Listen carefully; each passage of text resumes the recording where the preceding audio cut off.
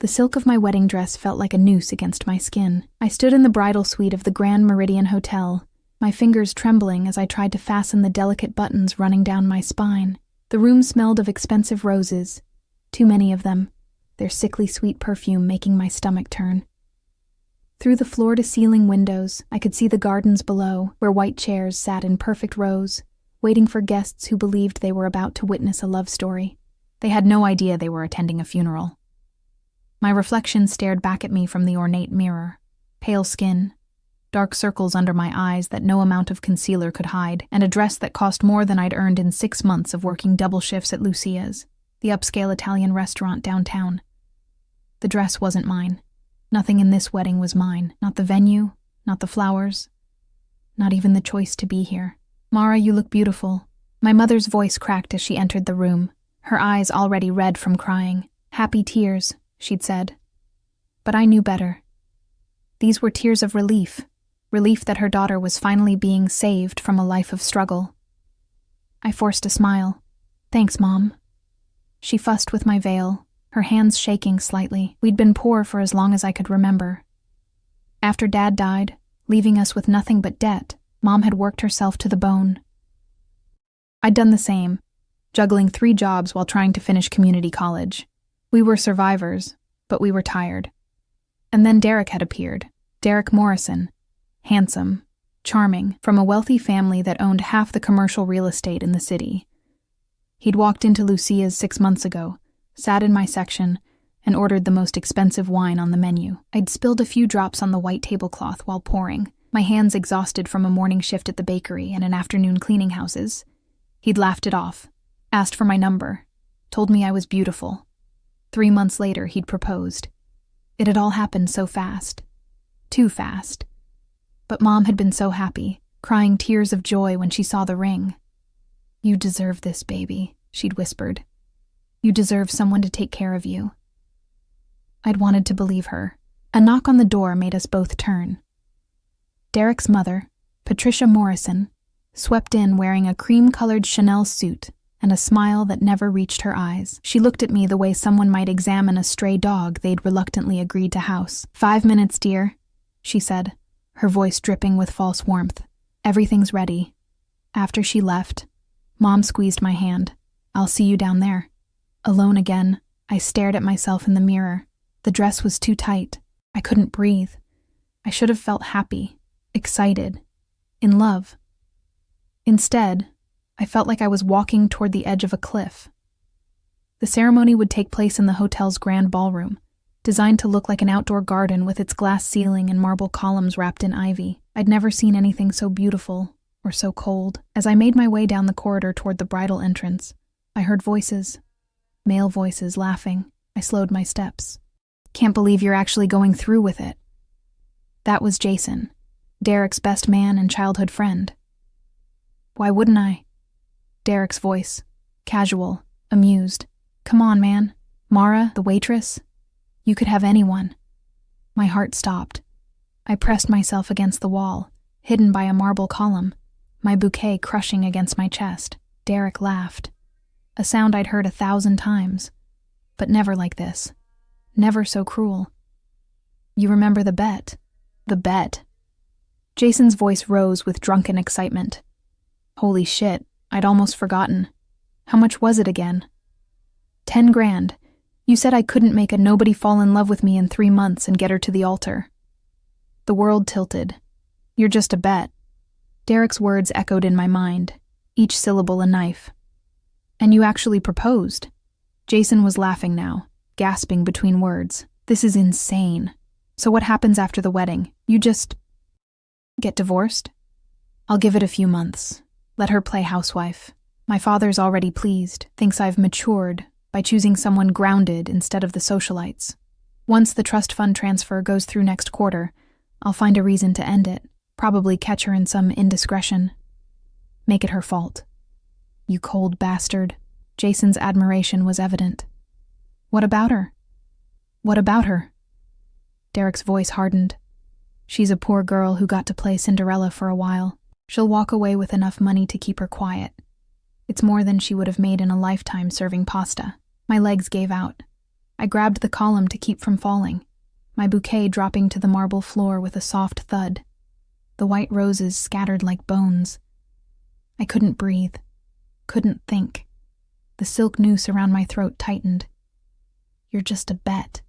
6 months of my life, my mother's joy. My stupid, desperate hope that maybe, just maybe, someone could love me. All of it was a lie. A game.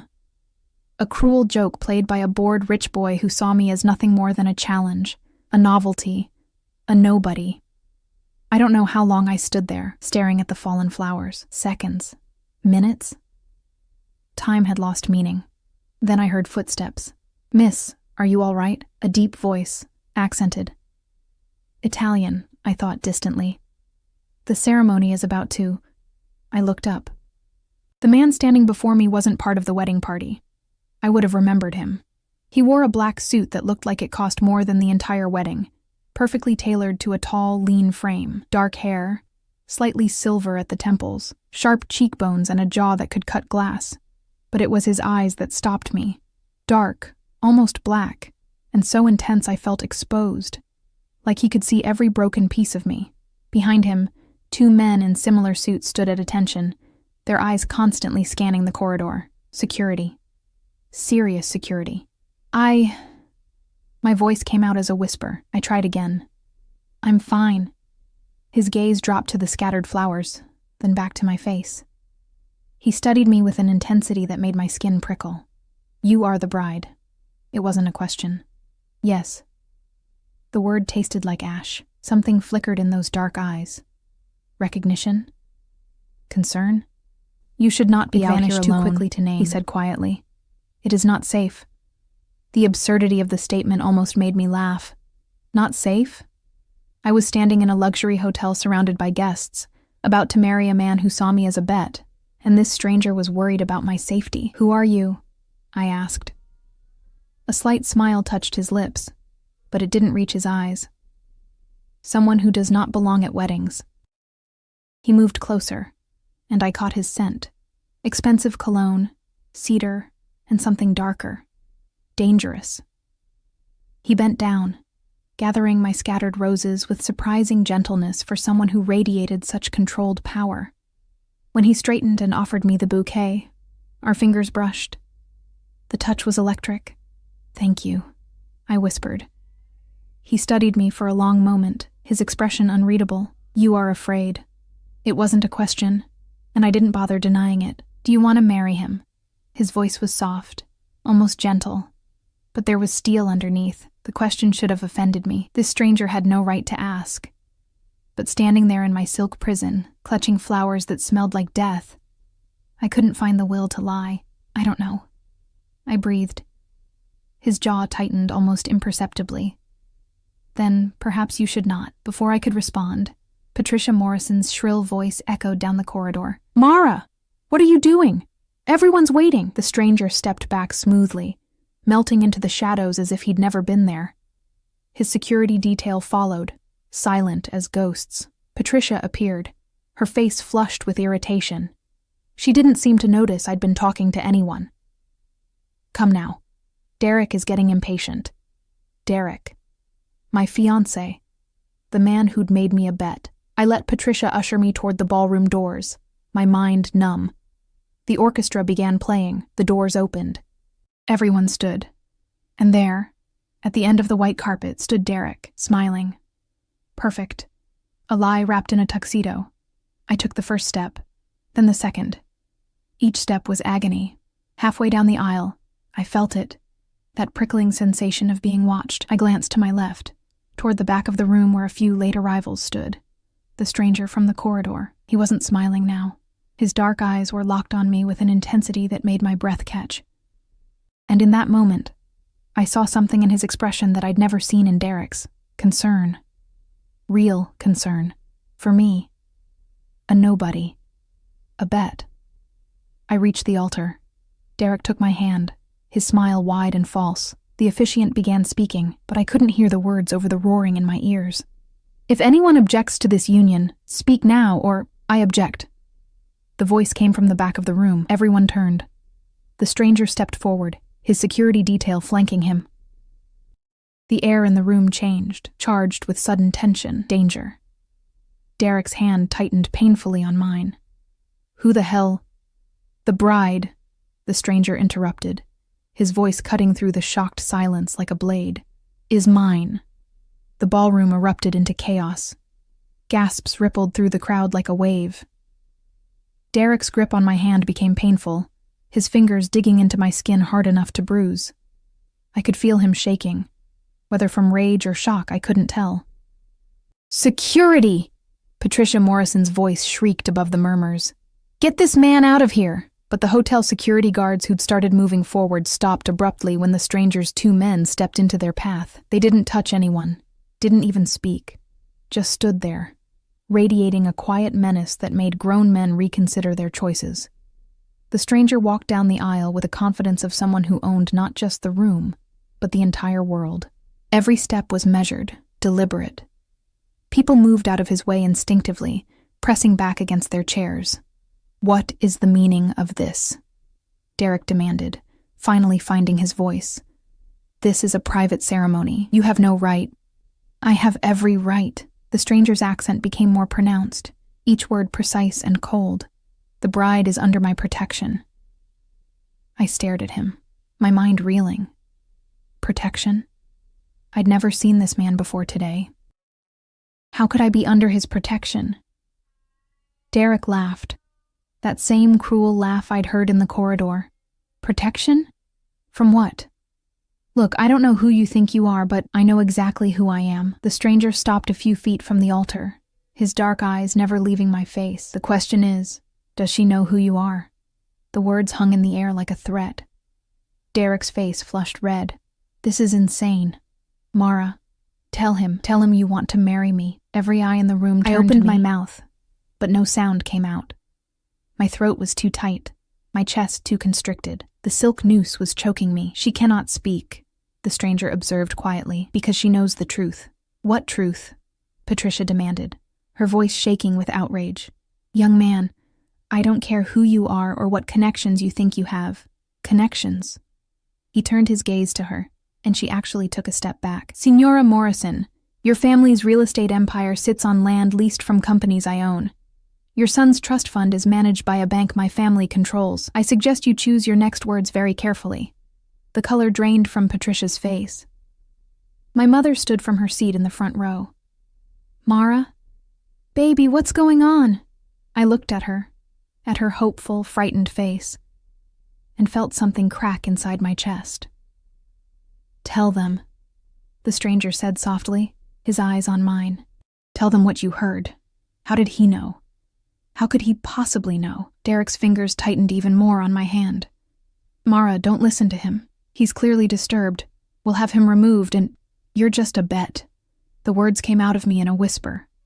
But in the shocked silence of the ballroom, everyone heard them. Derek froze. "What?" my mother breathed. I pulled my hand from Derek's grip, my skin white where his fingers had been. "I heard you. In the corridor, with Jason. You bet him $10,000 that you could make me fall in love with you in 3 months. That you could get me to the altar." My voice grew stronger with each word, fueled by a rage I hadn't known I possessed. "I was never real to you. I was just a game. A bet."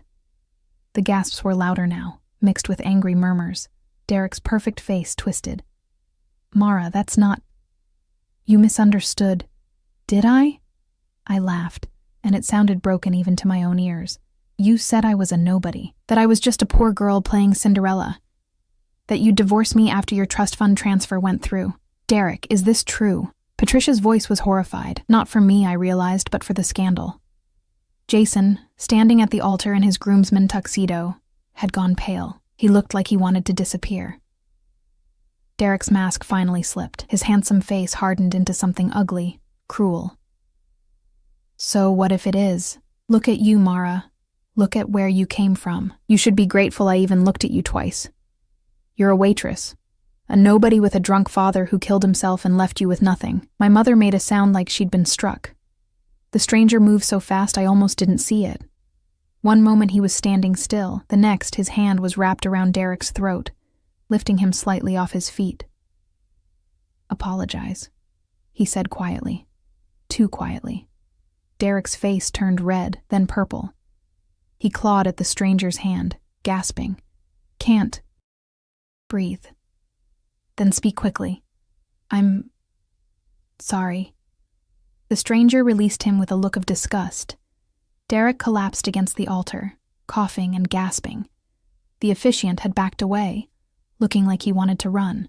The stranger turned to me, and his expression softened almost imperceptibly. "You do not have to stay here. Who are you?" I whispered.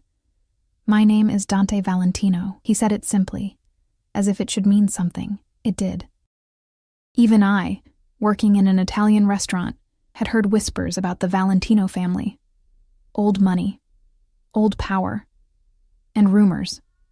Dark rumors about what they really controlled in this city and beyond. I couldn't finish the sentence. "Someone who does not appreciate seeing innocence destroyed for sport." His eyes moved to Derek, who was still gasping against the altar. "Your father, Mara Castellano, was Antonio Castellano." My heart stopped. "How do you know my father's name?" "Because he was a good man who worked for my family before his death." Dante's voice was gentle now. He was loyal, honest. "When he died, I made inquiries. I learned of his widow and daughter, struggling. I had intended to reach out, to honor his service, but I was told you wanted nothing to do with that world." I stared at him, my mind spinning. My father had worked for the Valentino family? My mother had never mentioned, but of course she hadn't. She'd always been vague about Dad's work, saying only that he'd been in import-export. After his death, she'd refused to speak of it at all. "I don't understand," I whispered. "Your father died protecting something precious to my family. I owe him a debt." Dante's jaw tightened. "When I received word this morning that Antonio Castellano's daughter was marrying Derek Morrison, I had my people investigate. What they discovered..." His eyes moved to Derek with open contempt. "This wedding ends now. You can't just..." Patricia started. "I can." Dante didn't even look at her. "I am. Miss Castellano, you have a choice. You can stay here, marry this man who sees you as a bet, or you can walk away. The choice is yours. Always yours." My mother pushed through the crowd, reaching for me. "Mara, what's happening? I don't understand any of this." I took her hands, feeling them tremble. "Did you know? About Dad working for the Valentinos?" Her face crumpled. Yes. But I wanted to protect you from that life. After your father died, I just wanted us to be normal. Safe. We were never safe, Mom. The truth settled over me like a weight. We were just invisible." I looked at Derek, still catching his breath, his face mottled with rage and humiliation. Then at the crowd. All these people in their expensive clothes, who'd come to witness what they thought was a fairy tale. They wanted a show. I'd give them one. I yanked off my engagement ring and threw it at Derek's feet. "The wedding is off." The ballroom exploded with shocked voices. "Mara, wait." Derek reached for me, but Dante stepped between us smoothly. "Touch her," Dante said softly, "and lose the hand." Derek actually stumbled backward. I grabbed my mother's hand and started walking down the aisle, away from Derek, away from the lie. The crowd parted before us like a sea, everyone staring, whispering. Dante fell into step beside me, his security detail creating a protective barrier.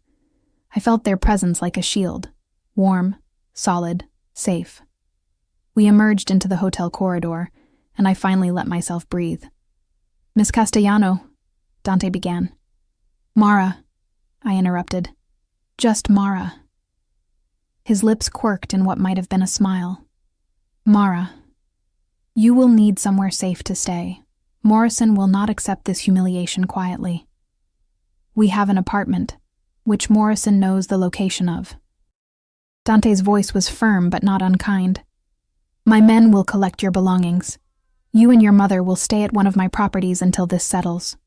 I can't accept..." "You can. You will." He pulled out a phone, sleek, expensive, and made a call in rapid Italian. When he hung up, he looked at my mother. "Mrs. Castellano, my driver will take you to collect anything you need from your apartment. You will be accompanied by my security." Mom looked between us, her face pale. Mara, I don't think... It's okay, Mom. Surprisingly, I meant it. For the first time in months, something felt right. Go. I'll meet you there. After a moment, she nodded. One of Dante's men, tall, broad-shouldered, with kind eyes, stepped forward to escort her. Alone with Dante in the corridor, I finally let myself shake. Thank you, I whispered. Do not thank me yet. His eyes were dark, unreadable. What I did today will have consequences. What do you mean? Connections. Morrison's family has pride. They will retaliate, in whatever way they can. He studied my face. By claiming you publicly, I have made you a target. Fear curled in my stomach. Then why? Because some debts must be honored, and some cruelties cannot be tolerated. His voice was steel wrapped in velvet. Your father saved my younger sister's life. He died because of it. I owe him everything. That debt extends to you. I absorbed this, my mind reeling. I don't want to be a debt. You are not. Something flickered in his eyes, something almost like respect. You are Antonio's daughter. That makes you family. Family. The word echoed strangely. I'd barely had family before, just Mom and me against the world. A black SUV pulled up to the hotel entrance, its windows tinted dark. The driver emerged, another man in a black suit, moving with military precision. I'll take you somewhere safe, Dante said. We have much to discuss. I should have been afraid. This man was dangerous. I could feel it in the way people moved around him, the way his mere presence had stopped my wedding. But standing there in my wedding dress, a runaway bride with nowhere to go, I felt something else entirely. I felt protected. Okay, I said. He helped me into the SUV, his hand warm and steady on my elbow. The gesture was surprisingly gentle from someone who'd just choked my ex-fiancé. As we pulled away from the hotel, I looked back through the tinted window. I could see people spilling out onto the steps. Guests, family, all talking excitedly about the scandal they'd just witnessed. Derek stood at the entrance, his face twisted with rage, watching us leave. He looks like he wants to kill someone, I murmured. He is welcome to try. Dante's voice was cold. It would save me the trouble of destroying him slowly. I turned to look at him. What are you going to do to him? Nothing he has not earned. He met my gaze. Morrison humiliated you, used you. That requires a response. I don't want revenge, I said quietly. I just want to be free of him. Dante was silent for a long moment. You have a kind heart, Mara Castellano. Your father had the same quality. It is rare in my world. Your world, I repeated. The Mafia. He didn't deny it. Yes. And my father was part of it. Your father was a good man who did what he had to do to provide for his family. He had honor, integrity, qualities that are priceless. Dante's expression softened slightly. He spoke of you often, his brilliant daughter. He was very proud. Tears burned my eyes. I'd been so angry at my father for leaving us, for dying, for the debts he'd left behind. But maybe I hadn't known the whole story. Where are we going? I asked. My home. You will be safe there. I should have protested, should have insisted on staying somewhere public, somewhere normal. But nothing about my life had been normal for a long time, and sitting here, watching the city pass by through tinted windows, I realized something. I'd spent 6 months being what Derek wanted me to be, grateful, pliant, small. I'd made myself invisible to survive. I was done being invisible. Okay, I said again. Take me home. Dante's lips curved in the faintest smile. As you wish, Mara. The SUV turned onto a private road, leaving the city behind. I didn't look back. Dante's home wasn't a home. It was a fortress disguised as an estate. We drove through iron gates that opened silently at our approach, then down a tree-lined driveway that seemed to go on forever. The main house emerged from the darkness like something out of a dream. 3 stories of pale stone and arched windows, wrapped in ivy and illuminated by soft golden lights.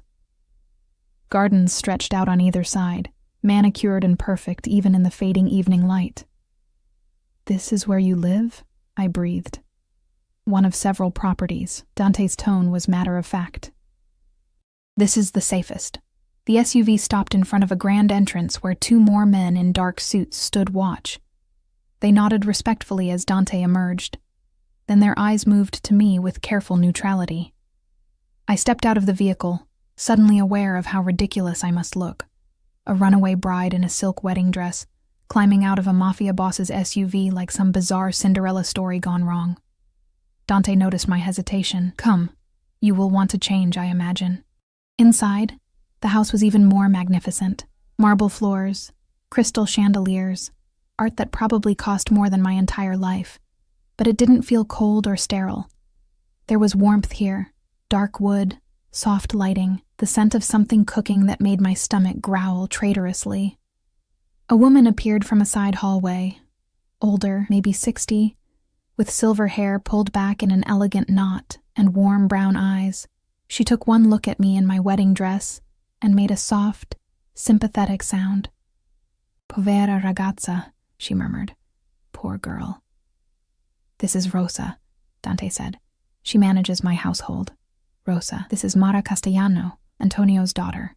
Rosa's expression transformed. She pressed her hands to her chest, her eyes filling with tears.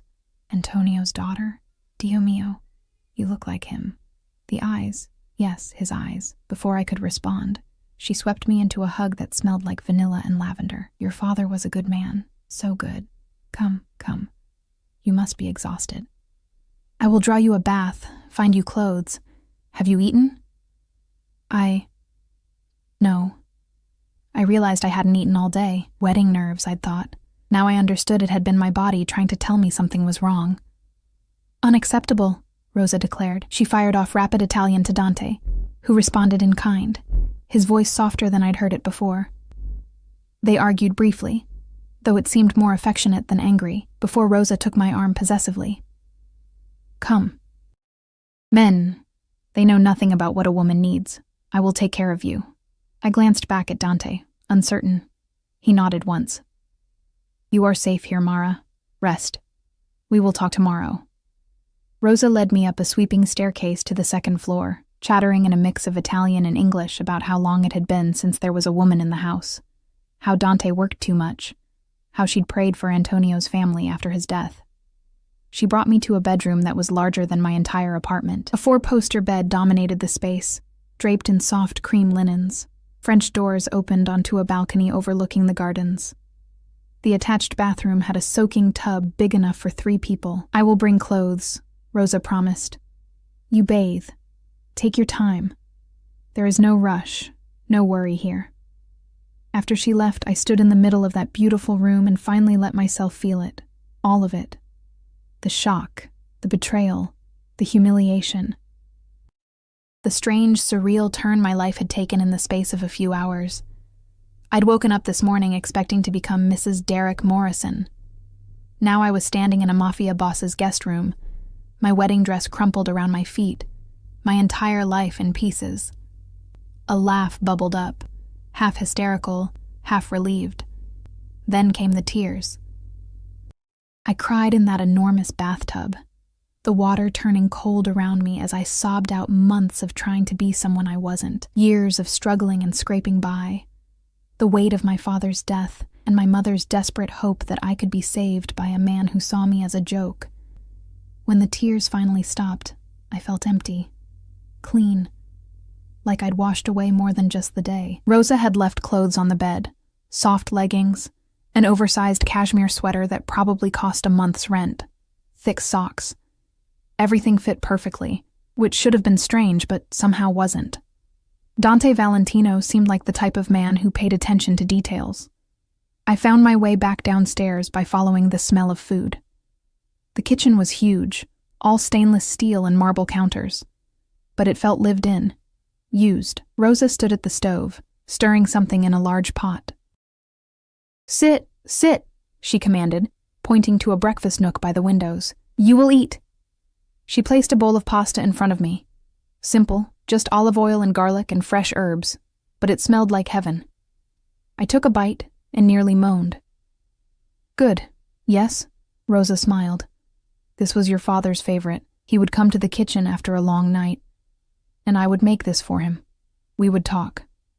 Tell me about him, I said softly. Please. My mother. She never wanted to talk about his work. Rosa settled into the chair across from me, her expression growing distant with memory. Antonio was loyal. So loyal. When Dante's father was alive, Antonio was his right hand. Not just muscle, you understand. Though he was strong. He was smart, kind, he kept the peace. What happened to him? Her face shadowed. There was an attempt on Dante's sister, Gabriella. She was only 16, rival family, trying to send a message. Your father was escorting her home from school. They were ambushed. She crossed herself. Antonio put himself between Gabriella and the bullets. He saved her life, but he died. I finished, my throat tight. He died a hero. Dante was only 25 then, newly in charge after his father's death. What Antonio did, it meant everything. Dante made sure your family was cared for. Money sent, debts cleared, but your mother refused further contact. She wanted a clean break from this world. I absorbed this, pieces of my life clicking into place.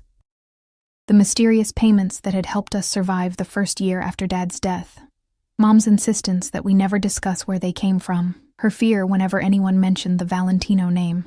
She was trying to protect me, I murmured. Yes. And she did. But now... Rosa's eyes were gentle. Now you are here.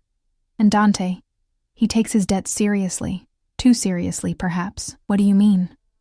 Before she could answer, the man himself appeared in the doorway. He'd changed from his suit into dark slacks and a white shirt, sleeves rolled up to reveal surprisingly muscular forearms. Without the armor of the formal clothes, he looked younger, maybe early 30s. Still dangerous, but somehow more human.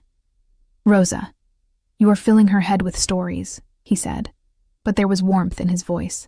Someone must tell her the truth, Rosa shot back. You certainly will not. You and your secrets. He sighed, moving into the kitchen with the easy grace of someone completely comfortable in his space. How do you feel? He asked me. Like my life just exploded, I answered honestly. An apt description. He poured himself a glass of wine from a bottle on the counter, then held it up questioningly to me. I nodded. Why not? Nothing about this day had been normal. He poured a second glass and settled into the chair beside me. This close, I could smell his cologne again. Cedar and something darker that I was starting to recognize as uniquely him.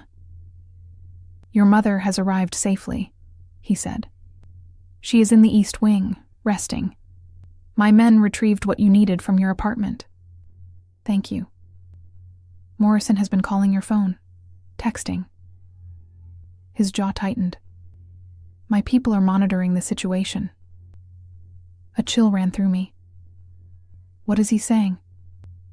Nothing worth repeating. Threats, mostly. Please. Accusations. He is a man who does not like losing. Dante's dark eyes met mine. I have people watching him. He will not come near you. You can't watch me forever, can I not? There was something almost possessive in the way he said it, and I felt heat creep into my cheeks. Rosa made a knowing sound and stood. I will leave you to talk. Mara, if you need anything, my room is on the first floor, third door on the left. After she left, silence settled between us. I sipped my wine, trying to organize the 1,000 questions crowding my mind. Why did you really come to the wedding? I finally asked. You said you owed my father a debt, but you could have just sent a message, stopped it another way. Why show up in person? Dante was quiet for a long moment, his fingers tracing the rim of his wineglass. When my men told me about Morrison's bet, I had them investigate further. I read the transcripts of his conversations, saw how he spoke about you. His voice hardened. He was planning to destroy you, not just end the marriage, but ensure you were blamed, humiliated. He wanted to break you completely. Why would he care that much? Because men like Morrison are bullies. They cannot stand being rejected, even by those they see as beneath them. Dante's eyes met mine, and I saw anger there, cold, controlled fury. I have seen this pattern before, watched powerful men crush vulnerable women for sport. I will not allow it. So you saved me. I honored a debt, he corrected. but something in his expression suggested it was more than that. "Dante," I said carefully, "what happens now?" "Now?" He leaned back in his chair. "Now you are under my protection. Morrison will attempt retaliation. He is predictable. His family will try to save face. There will be social consequences, business consequences. I will handle all of it. I don't want to be a burden." His laugh was short, sharp. "You are not a burden, Mara Castellano. You are—" He stopped, seeming to reconsider his words. "You are the daughter of a man I respected. That makes you family." There was that word again. Family. "I don't know anything about your world," I admitted. "The Mafia, the families, the rules. I'm just a waitress who—" "You are not just anything." His interruption was firm. "Your father's blood runs in your veins. You have more strength than you know." I wanted to believe him, wanted to feel strong instead of broken. "I should let you rest," Dante said, standing. "Tomorrow, we will discuss your options. For now, know that you are safe here. My home is yours for as long as you need it." He started to leave, but I caught his hand without thinking. His skin was warm, calloused in unexpected places. "Dante," I whispered, "thank you for today, for everything." He looked down at our joined hands, and something flickered in his eyes, something hot and dangerous and quickly suppressed. "Sleep well, Mara." After he left, I sat in that kitchen for a long time, finishing my wine and trying to process the impossible reality of my new life. Somewhere in the house, my mother was sleeping. Somewhere in the city, Derek was probably plotting revenge. And somewhere in this massive fortress of a home, Dante Valentino was, what, planning, working, thinking about the mess he'd just pulled me into? I climbed the stairs to my borrowed room and collapsed onto the bed, still wearing Rosa's soft clothes. Through the French doors, I could see the gardens lit by moonlight, peaceful and perfect. I should have been terrified, should have been planning my escape. Instead, I felt something I hadn't felt in months.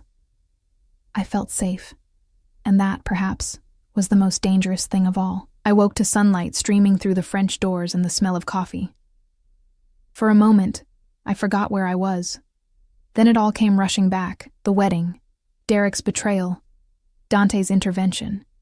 I sat up, my wedding dress from yesterday draped over a chair like a ghost of my former life. A soft knock on the door made me jump. "Come in," I called, pulling the blankets up self-consciously. Rosa entered with a tray, coffee, fresh pastries, fruit. "Buongiorno, cara. I thought you might want breakfast before facing the day. You didn't have to—" "Nonsense." She set the tray on the bedside table. "Dante asked me to tell you he will be in his office when you are ready. No rush." After she left, I ate slowly, trying to calm my nerves. Today I would have to face reality, figure out what came next, where I would go, how I would rebuild my shattered life. I found clothes in the closet that hadn't been there last night, jeans that fit perfectly, soft sweaters, even shoes in my exact size. Either Rosa was a magician, or Dante's resources were more extensive than I'd imagined, probably both. I made my way downstairs, following the sound of low voices. Dante's office was at the end of a long hallway, the door partially open. I hesitated, then knocked. "Enter."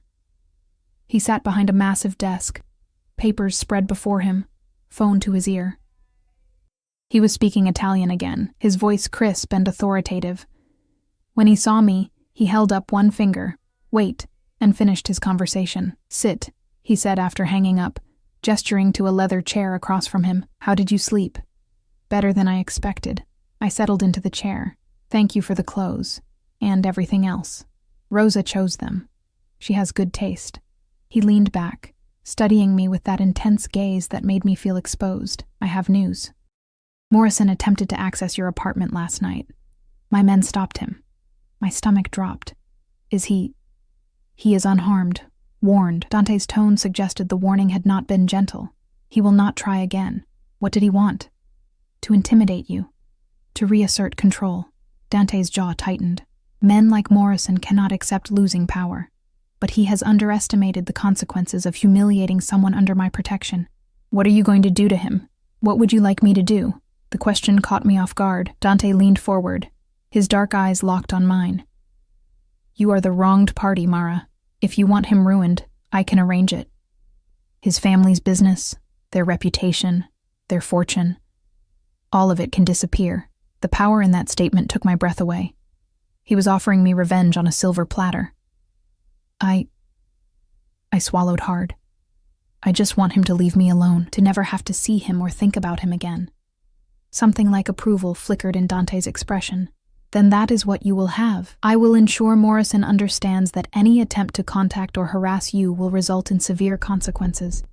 He will leave you alone. And his family? They must hate me now. They fear me more than they could ever hate you. He said it simply, a statement of fact. But you are correct that there will be social fallout.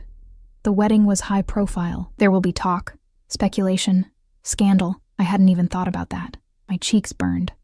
Everyone will think I'm... What? A gold digger who found a better offer? Let them think what they wish. Those who matter will know the truth. And what is the truth? I asked quietly. Why did you really save me, Dante? I know you said you owed my father, but there's something else. I can feel it. He was silent for a long moment, his expression unreadable. Finally, he stood and moved to the window, his back to me. 3 years ago, he began, his voice low. I was engaged to be married. Her name was Isabella, daughter of an allied family, beautiful, educated, perfect on paper. He paused. The night before our wedding, I discovered she had been planted by a rival family. Everything. The courtship, the engagement, her affection, all of it was a lie. A long game to gain access to my operations, my family. I held my breath, afraid to interrupt. I called off the wedding publicly, humiliated her and her family. It was necessary, a message to anyone who would think to deceive me. He turned back to face me, and I saw something raw in his eyes. But in the months that followed, I learned she had not been willing. She had been forced by her family, threatened. And when the engagement ended, they punished her for failing. What happened to her? She disappeared. My people searched, but we never found her. His hands clenched at his sides. I had been so focused on my own betrayal, my own pride, that I never stopped to ask if she was also a victim. Understanding dawned. You saw yourself in Derek, and me in her. No. He crossed back to me, leaning against his desk, close enough that I could feel the heat of his body. I saw you as I should have seen Isabella. Not as a conspirator, but as someone being used, someone vulnerable who deserved protection, not punishment. So, this is guilt. You're protecting me to make up for her. In part. His honesty surprised me, but it is more than that. When I saw you in that corridor yesterday holding those scattered flowers, your eyes filled with pain, I felt rage, not just for what Morrison had done, but at the cruelty of it, at the casual way powerful people destroy those they see as beneath them. He reached out slowly, giving me time to pull away, and brushed a strand of hair from my face. The touch was gentle, reverent even. You deserve better than Derek Morrison, he said softly. You deserve to be cherished, not used, protected, not betrayed. My breath caught. Dante. A sharp knock on the door broke the moment. One of Dante's men entered, the one who'd escorted my mother yesterday. Boss, we have a situation. Dante's expression hardened instantly. Speak. Morrison filed a police report. Claims harassment, kidnapping. Says you threatened him and coerced Miss Castellano into leaving the wedding. I felt the blood drain from my face. He's lying. Of course he is lying. Dante's voice was ice, but he has his family's lawyers and connections. This is his retaliation. He turned to his man. Contact our attorneys, have them prepare statements, and get me everything on the officers handling the case. I want to know who we are dealing with. Already done, boss. But there's more. Morrison is giving interviews, claims Miss Castellano was having an affair with you before the wedding, that you've been stalking her. Rage flashed across Dante's face, quickly suppressed. Of course. He seeks to destroy her reputation since he cannot have her. I can give a statement, I said quickly. Tell them the truth, that Derek was the one who... No. Dante's tone left no room for argument. "You will not subject yourself to their interrogation. They will twist your words, make you doubt yourself. I have lawyers for this, but I'm the one he's lying about, and I am the one with the resources to fight him." He cupped my face gently, forcing me to meet his eyes. "Trust me, Mara. I will not let him win." The certainty in his voice should have reassured me. Instead, it terrified me, because I realized in that moment how much power Dante Valentino actually had, and how easily he could use it. What if Derek was right? What if I had just traded one cage for another? As if reading my thoughts, Dante's expression softened. "You are not a prisoner here. If you wish to leave, to handle this yourself, I will not stop you. But know that Morrison will use every weapon at his disposal to destroy you. Alone, you are vulnerable. With me, you are protected." It was the truth, harsh and simple. "What do we do?" I whispered. "We go on the offensive." He released me and turned to his man. "Schedule a press conference. I will make a statement." "Boss, are you sure?" "Yes." Dante's voice was steel. "Morrison wants a war. He will have one. But he has made a critical mistake." "What's that?" Dante's smile was cold, dangerous, and terrifyingly beautiful. He thought I was bluffing when I said Mara was mine. The possessiveness in those words sent a shiver through me. Over the next few hours, I watched Dante orchestrate a response with military precision. Lawyers arrived. Statements were drafted. Phone calls were made in rapid Italian. Through it all, Dante remained calm, controlled, deadly. My mother found me in the library where I'd retreated to escape the chaos. "Mara, sweetheart." She looked exhausted, older somehow. "Are you all right?" "I don't know." I gestured helplessly. "Derek is accusing me of things. Dante is preparing for war, and I don't know what to do." She sat beside me, taking my hands. "I should have told you about your father." "About the Valentinos. I thought I was protecting you, but I only made you vulnerable. You did what you thought was best." "Did I?" Her eyes filled with tears. "If you'd known who your father really was, what he'd done, maybe you would have seen Derek for what he was sooner. Maybe you would have had the strength to walk away." "Mom, Dante is a dangerous man, Mara. But he is also honorable. Your father trusted him with his life. With ours."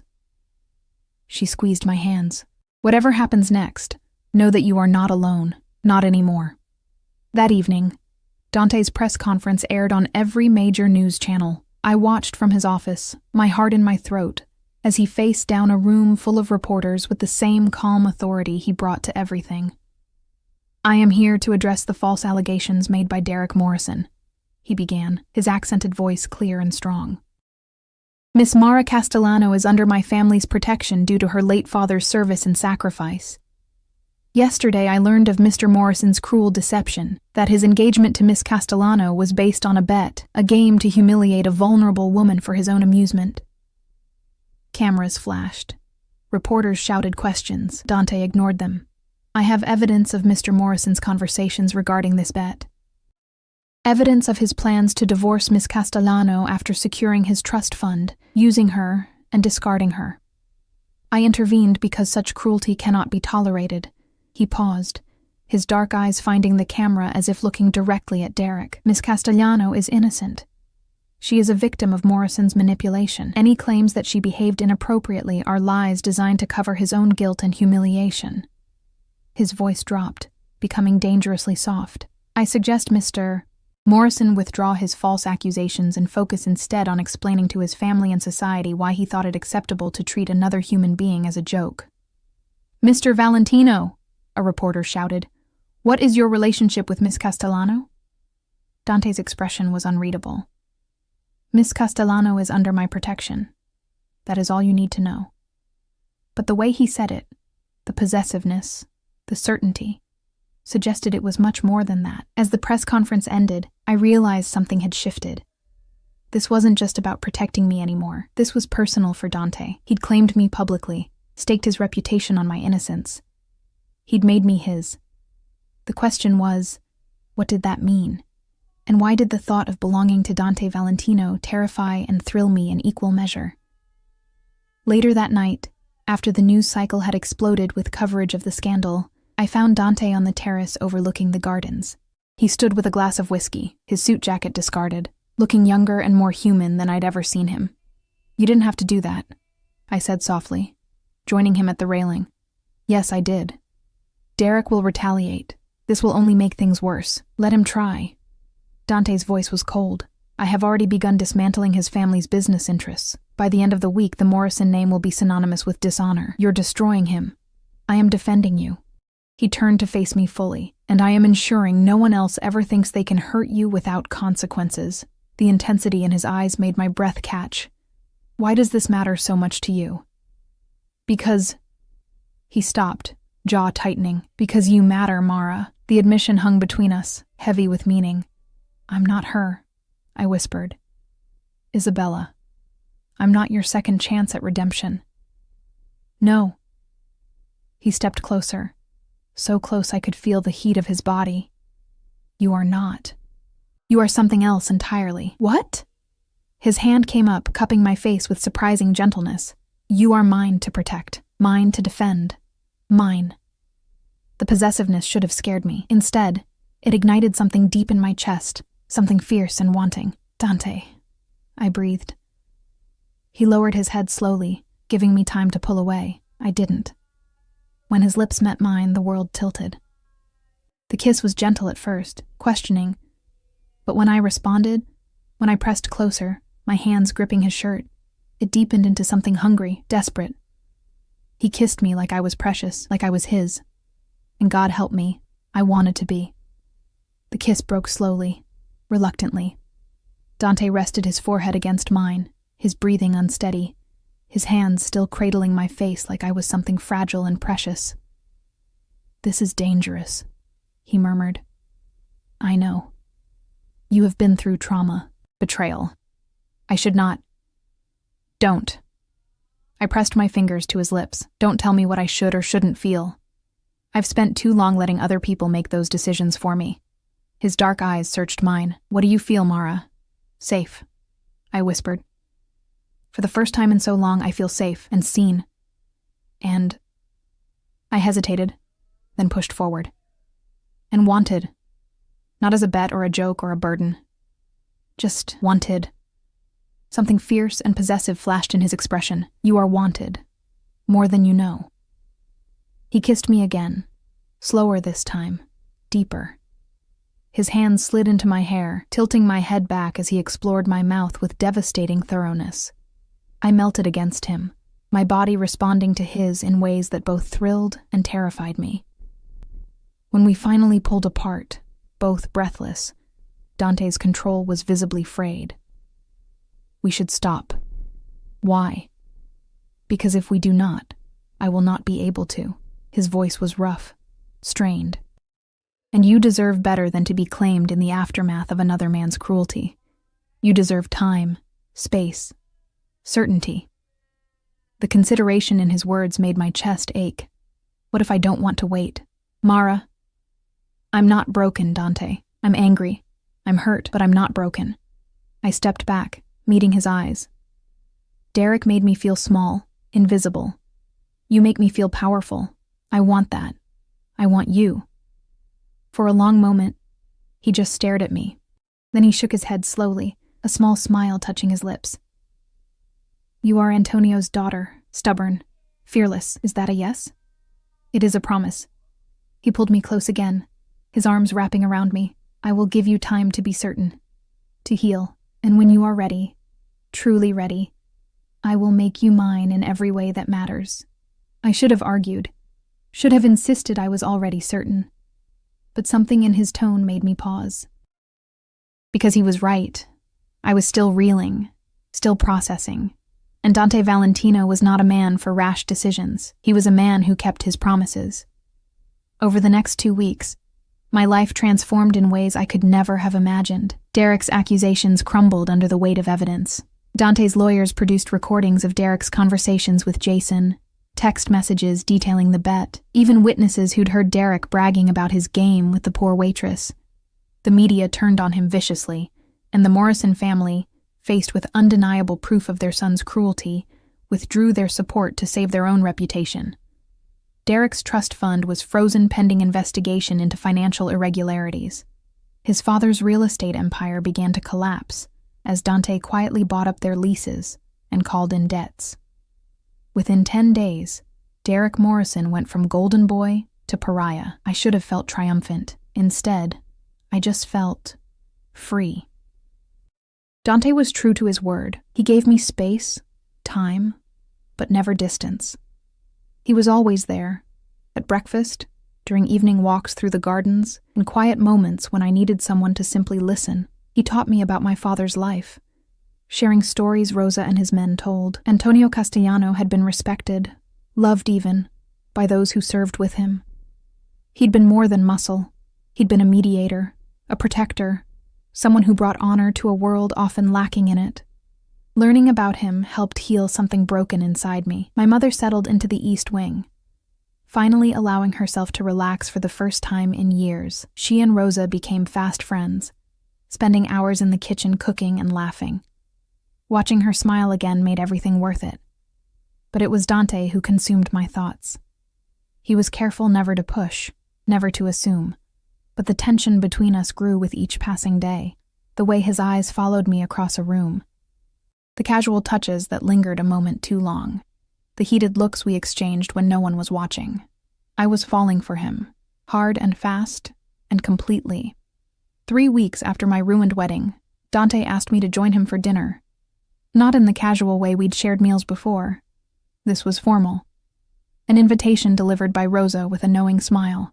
"Wear something beautiful," she advised. "Tonight is important." I found a dress in my closet, deep emerald green, elegant and sophisticated, that fit like it had been made for me. Probably because it had been. Dante's attention to detail was both impressive and slightly unnerving. He was waiting in the formal dining room, dressed in a black suit that made him look like sin personified. When he saw me, something flared in his dark eyes. "You are stunning," he said quietly. "You clean up well yourself." He smiled, a real smile, warm and genuine. "Come, sit." The table was set for 2, candles casting soft light, wine already poured. Rosa had outdone herself with the food, course after course of Italian perfection. But I could barely taste it, too aware of Dante's gaze on me, the weight of unspoken words between us. Finally, after dessert was cleared, he stood and offered his hand. "Walk with me?" We moved out to the terrace, the gardens lit by moonlight and soft pathway lights. The night air was cool, carrying the scent of jasmine and roses. "I have something for you," Dante said, reaching into his jacket pocket. He pulled out a small box, not a ring box, I noted with relief. I wasn't ready for that. Not yet.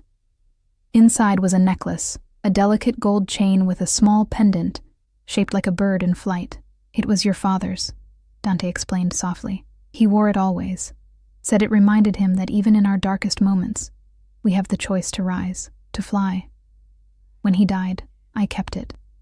I always meant to give it to you." Tears burned my eyes as I touched the pendant. "It's beautiful. Like you." He took the necklace gently. "May I?" I nodded, turning so he could fasten it. His fingers brushed the nape of my neck, sending shivers down my spine. When I turned back, he was watching me with an intensity that stole my breath. "Mara," he began, his voice rough. "These past weeks with you have been unexpected.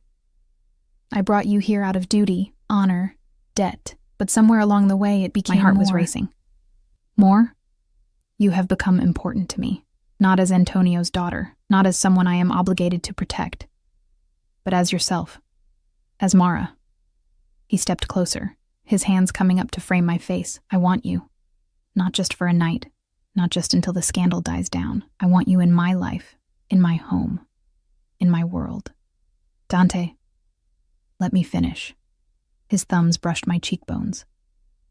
"I know my world is dangerous. I know what I am, what I do. I can give you safety, protection, anything you desire, but I cannot give you normalcy. If you choose me, you choose all of it. The danger, the complications, the darkness. And if I do choose you," I whispered. His eyes blazed. Then I will spend every day proving you made the right choice. I will cherish you, protect you, worship you. You will never again doubt your worth, your beauty, your strength. You will be mine, and I will be yours, completely." The possessiveness in his words should have frightened me. Instead, it ignited something fierce in my chest. "I choose you," I said firmly. "I choose this life, this world. I choose you, Dante Valentino." He kissed me then, deep and claiming and full of promise. His hands slid into my hair, tilting my head back as he devoured my mouth. I pressed against him, my fingers clutching his jacket, wanting him closer, needing more. When he pulled back, his control was hanging by a thread. "Are you certain?" "Completely." "Then come with me." He led me inside, up the stairs to his bedroom, a space I'd never entered before. It was masculine, elegant, dominated by a massive bed. He closed the door behind us, then turned to face me. "Last chance to change your mind," he said softly. Instead of answering, I reached for the zipper of my dress. His eyes darkened. "Mara, make me yours," I whispered. "Completely." What followed was unlike anything I'd experienced. Derek had been selfish, rushed, focused only on his own pleasure. Dante was different. He worshipped me with hands and mouth, learning every sound I made, every place that made me gasp. He was demanding but attentive, possessive but reverent. When he finally claimed me, it felt like coming home. Afterward, wrapped in his arms, I felt a peace I'd never known. "I love you," I whispered against his chest. He tensed, then relaxed, his arms tightening around me. "I love you, Mara Castellano, my brave, beautiful girl." The morning brought reality, but gentler than before. I woke to find Dante already awake, watching me with an expression so tender it made my chest ache. "Good morning," he murmured, brushing hair from my face. "Good morning. I have a proposition for you." I raised an eyebrow. "Another one?" He smiled. "Marry me." My heart stopped. "What?" "Not now," he clarified quickly. "Not tomorrow, when you are ready. But I want you to know my intentions are serious. Permanent. You are not a passing fascination, Mara. You are my future." Tears blurred my vision. "You barely know me. I know enough. I know you are strong, compassionate, fierce when protecting those you love. I know you make me want to be better, to build something beyond power and control." His dark eyes were serious. "I know I do not want to spend another day without you in my life." "Yes," I breathed. "Yes? Yes, I'll marry you. When I'm ready. When we're both ready." I smiled through my tears. "Ask me again in 6 months. 6 months," he agreed, sealing the promise with a kiss. 6 months later, the wedding was nothing like the one I'd almost had with Derek. We married at sunset in Dante's gardens, surrounded only by family. My mother, Rosa, Gabriella, Dante's sister, who'd flown in from Italy, and the men who'd become like brothers to Dante. No reporters, no society gossips, no one who would judge or whisper, just us and the people who mattered. I wore a simple white dress, elegant but understated. Dante wore black, looking devastatingly handsome as he waited for me beneath an arch covered in white roses and ivy. When I reached him, he took my hands, his eyes suspiciously bright. "You came," he murmured. "Did you doubt?" "Never." The ceremony was short, the vows traditional but meaningful. When Dante slid the ring onto my finger, a simple gold band that had belonged to his grandmother, I felt the weight of commitment, of promise, of forever. "I now pronounce you husband and wife," the priest said. Dante kissed me like he'd been waiting his entire life for this moment. Maybe he had. The reception was small, intimate, perfect. Rosa had cooked enough food for an army. Gabriella gave a tearful speech about how she'd prayed for years that her brother would find someone worthy of his heart. My mother hugged me tight, whispering that my father would be proud. As the night deepened and stars emerged, Dante pulled me away from the celebration, leading me to a quiet corner of the garden. "Happy?" he asked, more than I ever thought possible. I leaned into him, feeling safe, cherished, home. "Thank you." "For what?" for saving me, for seeing me, for loving me. He cupped my face gently. You saved yourself, Mara. I simply gave you the space to remember your own strength. We saved each other, I corrected. Yes, he agreed. We did. In the distance, I could hear music, laughter, the sounds of celebration, my mother's voice, Rosa's laughter, the low rumble of Dante's men enjoying the rare moment of peace. This was my life now, not a fairy tale. Dante's world was too dangerous, too complicated for that. But it was mine, chosen freely, built on honesty and trust and fierce, consuming love. I thought about Derek sometimes, wondered if he ever understood what he'd lost, what he'd thrown away for a stupid bet. Last I'd heard, he'd moved across the country, trying to escape the shadow of his humiliation. His family's business had recovered somewhat, though they'd never regain their former status.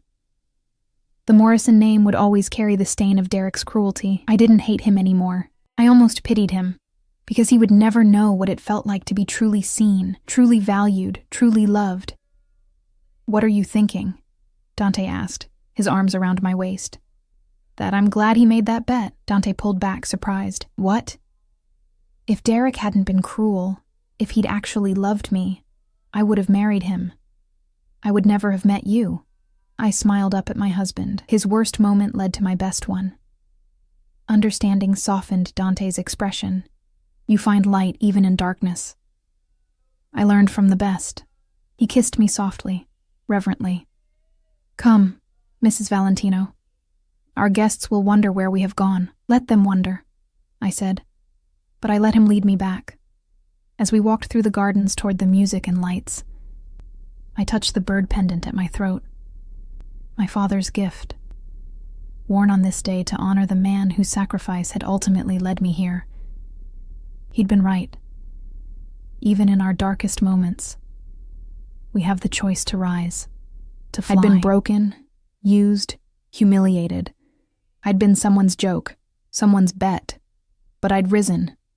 I'd flown. And I'd found home in the arms of a dangerous man who'd taught me that love wasn't about rescue.